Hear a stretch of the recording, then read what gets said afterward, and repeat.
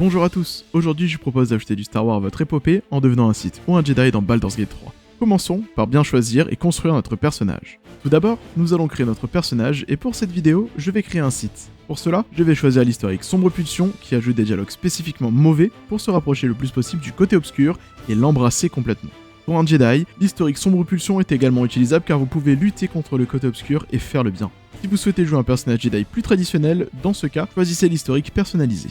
Pour orienter mon personnage comme un inquisiteur Sith, je pourrais choisir la classe d'occultiste et choisir le pack de la lame pour maîtriser le corps à corps tout en lançant des sorts comme arc électrique et maléfice. Cette classe fonctionnera également pour jouer un Jedi consulaire, mais cette fois-ci prenez des sorts comme injonction et repli expéditif, ainsi que main du mage comme sort mineur. Dans mon cas, je vais jouer un guerrier Sith et donc je vais choisir la classe de guerrier puis me spécialiser en soldat psy grâce au mode Psy Warrior, me permettant d'obtenir des pouvoirs télékinésiques pouvant repousser mes ennemis.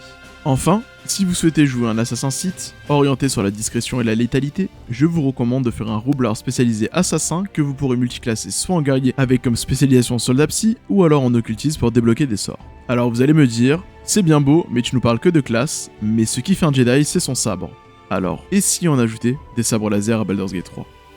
Le mode Lightsabers Star Wars Mode permettra d'ajouter des sabres laser de différentes couleurs, à savoir rouge, bleu, vert, violet et jaune, mais également de raretés différentes permettant de changer de sabre durant votre aventure et ne pas devenir trop puissant dès le départ. Les sabres disposent des attributs finesse et léger, permettant d'être utilisés pour des attaques sournoises, mais surtout d'en avoir un dans chaque main, mais il existe également une version spécifique pour le tenir à deux mains. De quoi pouvoir jouer de manière différente votre Jedi, seul le double sabre sera manquant. Les dégâts évolueront pour le sabre commun de 1d8 de dégâts de feu plus 1 dégât de dégâts de force plus 1 à 2d20 de dégâts de feu plus 2d20 de dégâts de force plus 1 pour le sabre légendaire. Vous pourrez les trouver dans le coffre se trouvant dans l'Unutiloid ou alors en vente chez les différents marchands du jeu. Bon, si jamais mes petites propositions de classe pour jouer un Jedi ne vous convient pas, je vous propose de découvrir le mode The Way of the Living Force qui ajoutera une classe dérivée du moine permettant de devenir un Jedi ou un Sith en utilisant les points de ki de la classe comme ressource de points de force. Vous devrez également choisir une sous-classe pour votre Jedi ou Sith à partir du niveau 3 comme Gardien, plutôt orienté corps à corps, Sentinelle équilibré et disposant d'attaque sournoise, ou encore Consulaire ayant le plus de points de force et de maîtrise de la force mais disposant de moins de facilité au combat. Sachez que le mode vous propose également des dons supplémentaires, ajoutables grâce à un fichier optionnel permettant de rajouter des références de l'univers de Star Wars.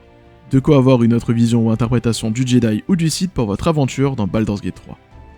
Et voilà, nous avons créé notre prochain acolyte qui pourra semer la terreur dans les royaumes oubliés. Il ne vous restera plus qu'à incarner la peur, la haine et la puissance du côté obscur par vos choix de dialogue pour apporter la paix à votre nouvel empire. Ou alors, embrassez la force et l'équilibre et devenez un Jedi pour sauver la ville de Baldur.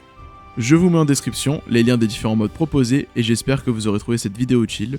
Si c'est le cas, n'hésitez pas à vous abonner ou à aimer la vidéo.